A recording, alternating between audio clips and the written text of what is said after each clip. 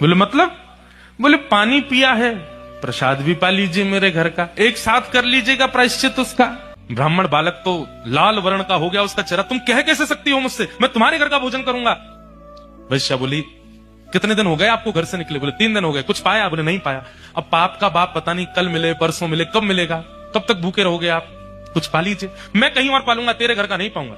इतने दिन से आप अकेले घूम रहे हैं, आपके पास धन भी नहीं होगा। मेरे घर अगर आप प्रसाद पाएंगे तो मैं दक्षिणा में 5 सोने की मोहर आपको प्रदान करूंगी। बालक ने कहा 5 सोने की मोहर?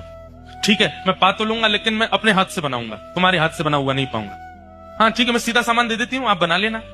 ब्राह्मण बालक जैसे ही बैठा बनाने के लिए, वैश्या आई आकर के बोली मुझे बहुत कष्ट हो रहा है, मैं देख नहीं पा रही हूँ, आप मेरे सामने बैठ के अपने हाथ से बना रहे हैं। मैं 5 की जगह 10 सोने की मोहर दक्षिणा में दे दूंगी, मुझे बनाने दीजिए ना, ये अवसर मुझे कब मिलेगा? ठीक है तुम बना लो, लेकिन गंगा जल में बनाना। बना करके थाली में परोस दिया। ब्राह्मण जैसे ही पाने के लिए बैठे, वैश्या ने कहा आपकी आज्ञा हो तो एक कवल में अपने हाथ से तोड़ के खिलाऊं आप?